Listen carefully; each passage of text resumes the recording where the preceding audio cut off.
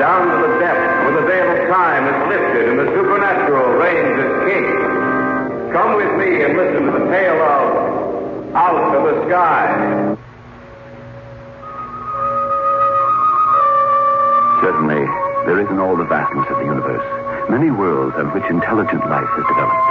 Watch the sky on a clear night, and there you will see flickering in the darkness of Earth's night 1,000 suns stronger than ours, and the satellites of these suns will be invisible to us. And the fraction of the universe we see will seem immense, and we will be in awe of it.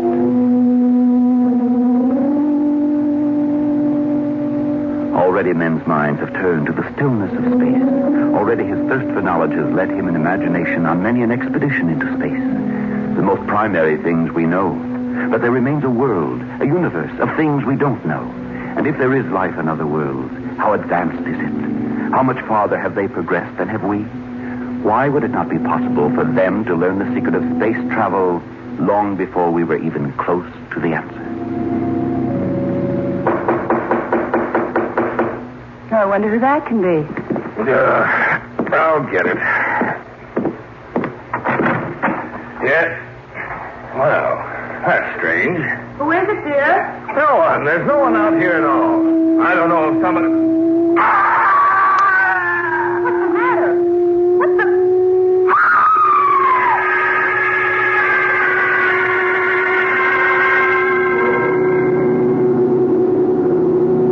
Fasten your safety belts. Fasten your safety belts.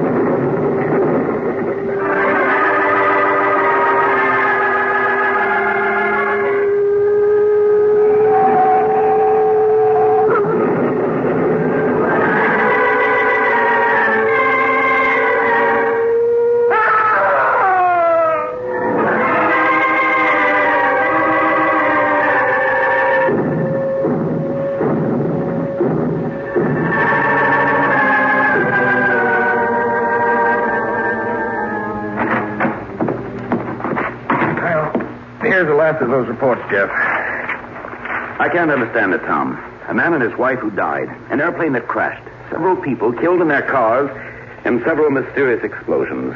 I just can't understand it. Sabotage, maybe, I don't think so. Sabotage involves destruction of a country's production potential, propaganda, that kind of thing.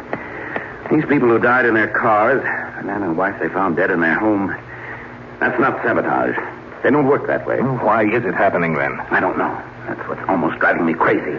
These people have died, except in the smash-ups. There isn't a mark on them, nothing to show how they died. No clues, nothing at all. One thing. Do you notice how this has all been centered in one section of the country? Yes, in the southeast, not far from the Atlantic coast. And around this one town, right here on the map.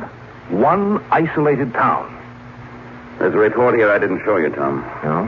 What is it? Came in a short while ago. Traces of radioactivity have been found at each scene of disaster. Radioactivity? That's correct. Carlson here. Yes, Tom Dakin's in here right now. It has us puzzled too, Major. No, we haven't learned anything else. Yes, sir. Yes, I understand. Goodbye. That was Major Williams. So I gathered. He wants us to go down there. Oh, when? Just as soon as possible. He says he's pretty sure this isn't sabotage. That he thinks there's something far more terrible than that in back of it.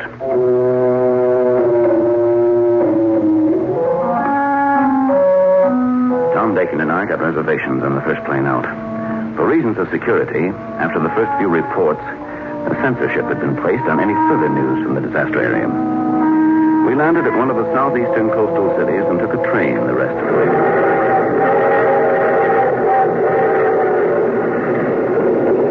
Another hour, we'll be there, Tom. Yes, I know. Why so gloomy? Well, we don't know what we're fighting. What's behind everything that happened? That's what we're supposed to find out. Yes, I know. And that's what I'm afraid of.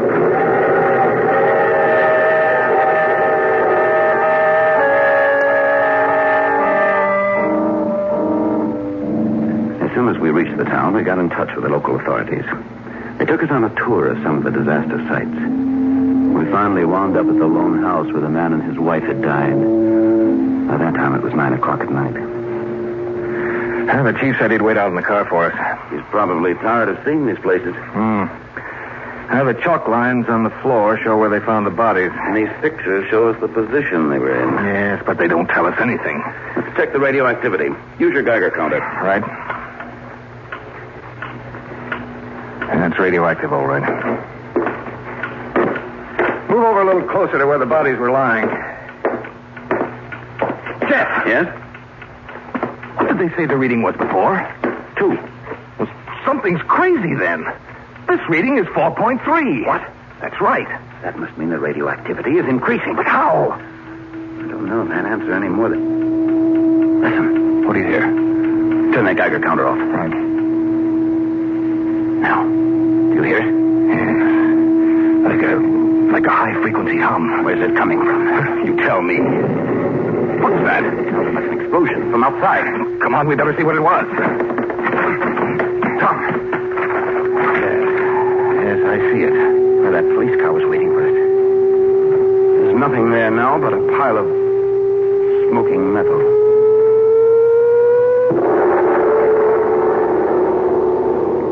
We'll return to the tale of Out of the Sky in just a moment.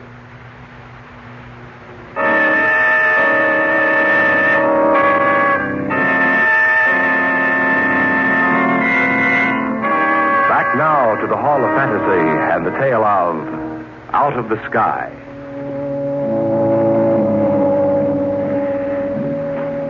Tom Dakin and I had been inspecting the house of the couple who had mysteriously been killed.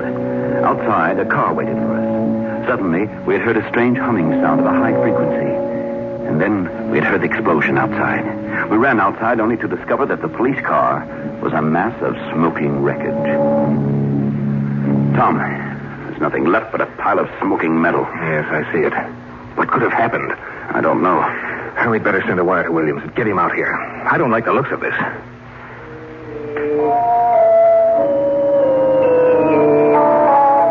We got back to the hotel as soon as we could.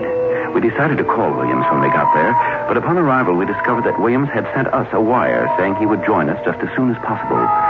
He came in on the noon train the following day. Well, there he is, Jeff. Let's go meet him. Right. Oh, he sees us. Looks worried. Good to see you, Carlson. Dakin, anything wrong, sir? Let's get out of here. I'll tell you then.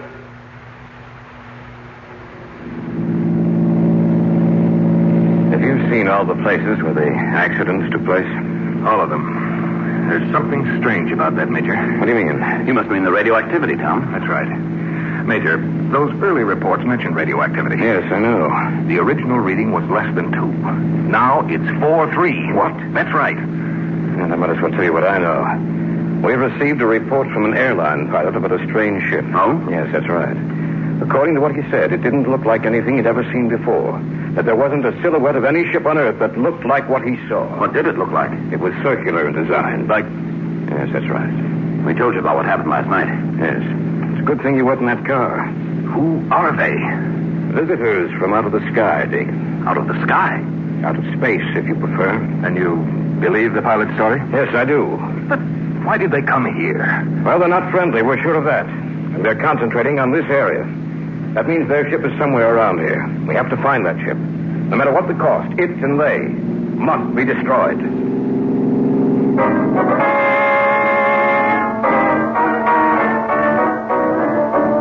late afternoon, the battalion of troops had moved into the area. They were kept out of the town proper, so as not to frighten the citizens. Another battalion would arrive the following morning, and then would begin the long search to locate the mysterious visitors from out of the sky.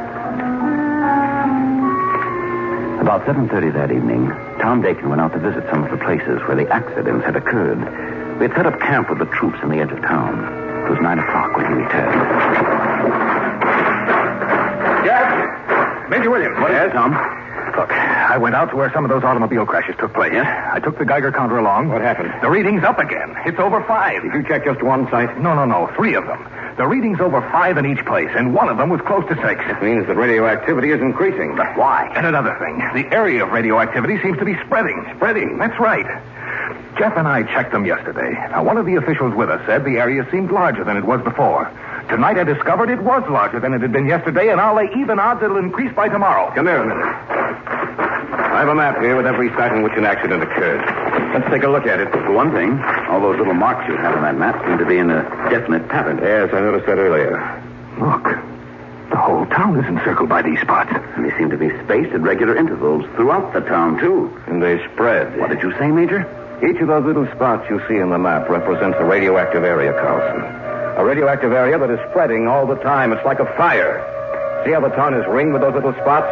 And see how they're spaced inside the town? The area of radioactivity is moving in from outside the town, and from those spots inside, it will spread and move out. Spread like a fire until the whole town is nothing but a mass of radioactivity. And the people must be evacuated. That's right, just as soon as possible. Mr. Williams, someone to see you, sir. They told me you're the man I should see. Major Williams? Yes. My name's Kincaid. I own a farm about 15 miles from What here. did you want to see me about, Mrs. Kincaid? I'm a spinster, Major. It's missed. I'm sorry. You shouldn't stand on ceremony, I guess.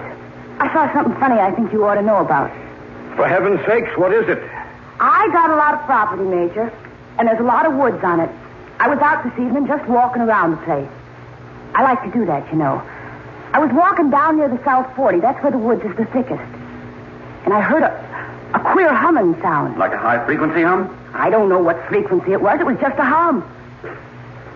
I didn't know what it was, but I walked into the woods anyway. And then I saw it. What did you see? Funniest looking thing I ever saw in my life. Big and round. And it glowed. Seemed to be surrounded by a circle of glowing light. Looked like a ship of some kind. The kind you might imagine would be a spaceship. Will you take us out there? That's what I came for. This may be the thing we've been looking for. Come on.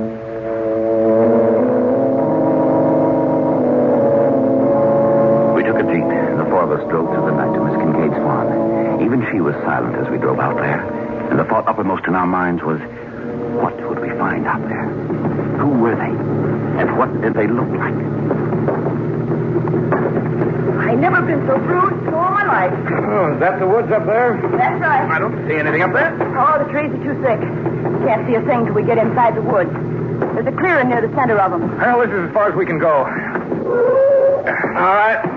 Let's go. Well, I'll lead the way. You just follow me. Oh, she's not making all this up. I don't think she is. Fits in too perfectly with what we know. Yes, you're right, Major. Yes, I hear it. It ain't far now. Look up there. There seems to be some light. That must be it. Strange kind of light, like a phosphorescent glow. It's getting stronger. Getting very close to it. Yes. There it is. Well, what do you think of it? It's just like you said, Miss Kincaid. Want to go up close and get a good look? Don't be a fool. The thing is surrounded by a radioactive circle. If we stepped into that band of phosphorescence, we'd be dead within a matter of minutes. It's frightening.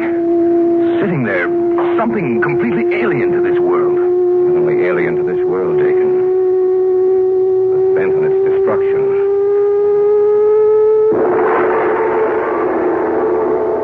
You are listening to the tale of Out of the Sky on this week's journey down the corridors of the Hall of Fantasy. We'll return to our story in just a moment.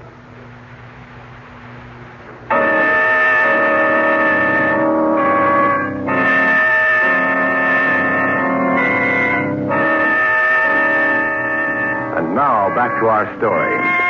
An original tale of fantasy featuring Everett Clark and Carl Greyson entitled Out of the Sky. The four of us stood there at the edge of the clearing. Before us loomed a circular disc, surrounded by a band of eerie luminescence. Put the Geiger counter on, Tom. Right, Major. I'll move a little closer. Don't go any farther, Tom. No, I won't. There's no danger. Look, I'll walk right into it. Stop, don't go in there. There's no danger. Stop her. Wait a minute. Look. There's no danger. Not to me. Do you see what's happening? This sight to frighten you? We are far ahead of you, Earthman. I was sent here To discover how progressed you Earthmen were. And I find that you are barbarians. I am supposed to return to my planet and report on what I have found. Now I discover that I alone can conquer you. I can even assume your shapes. Prepare to meet your doom, Earthmen.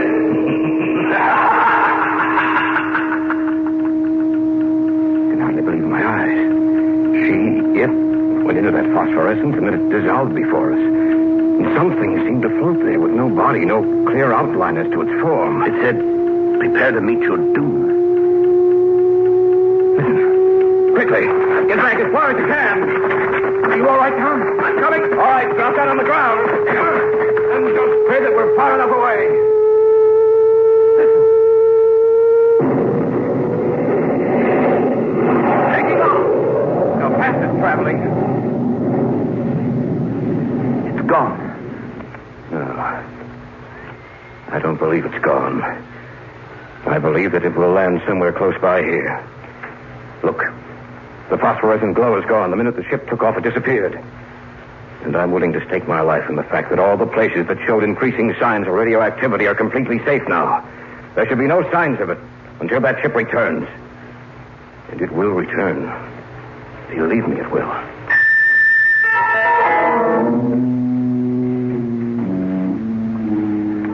As soon as we got back to the camp, we sent details out to ascertain whether Major Williams' surmise was correct.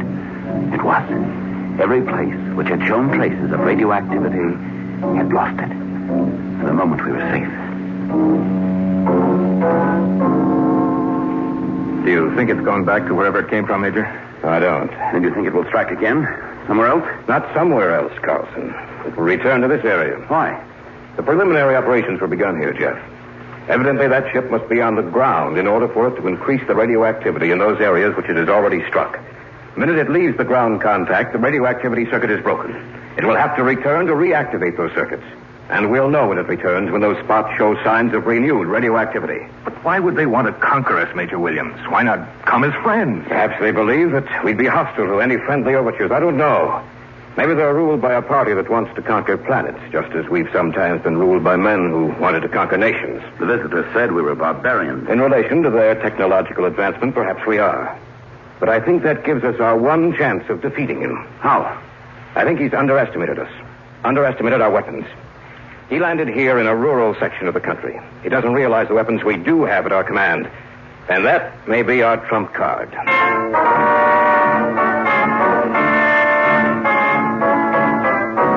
Major Williams sent out a rush order for new troops, as many as possible. By noon the next day, an airlift had been set up. And every few minutes saw the arrival of new planes pouring out their cargoes of men and equipment. Special guards were placed at each one of the points where radioactivity had been charted, with orders that if one of them should show signs of renewed radioactivity, the guard was to contact the command post at once.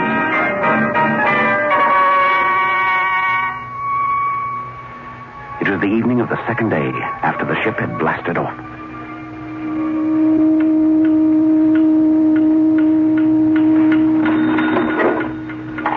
Carlson here. Yes. Yes, I understand. Yes. Move away from the center of the danger point. That's right. The ship has returned? Yes. You'd better get the area commanders ready. That's what I'm going to do. Major Williams, to all area commanders, put Plan A into operation. At the first sight of the ship, notify me, then the air command. They know what to do.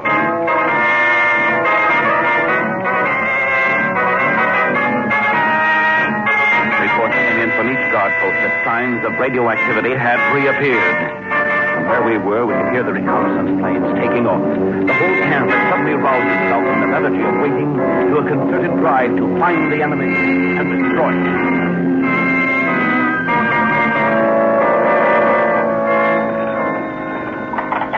Carlson here. You have? Where? Yes, I have it. Get in touch with Air Command right away. They found it. Where? You'd never believe it.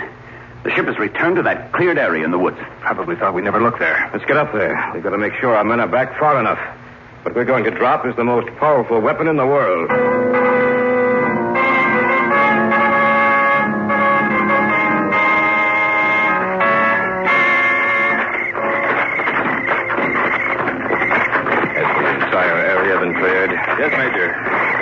ordered back beyond the danger point. Good. I wonder if the thing inside that ship knows.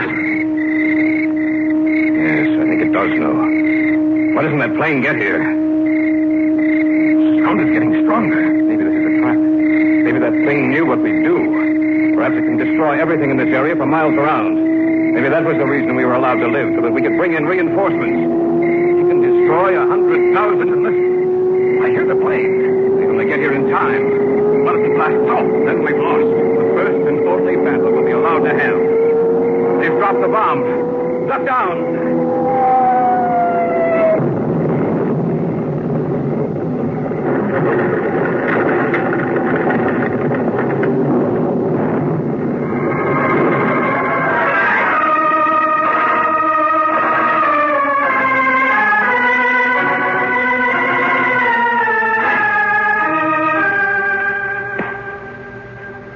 We've done it, Major.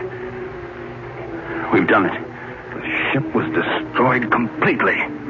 I believe that the bomb was dropped just in time. A few seconds longer, and all of us in this area would have been destroyed. He said that they were waiting for his report. If he doesn't return, will they come looking for him? Perhaps. Then again, they may think that we're stronger than they are. Who can tell what will happen? Perhaps the future may bring other visitors, and they may be friendly. Then again, they may be our enemies. We can't tell what will come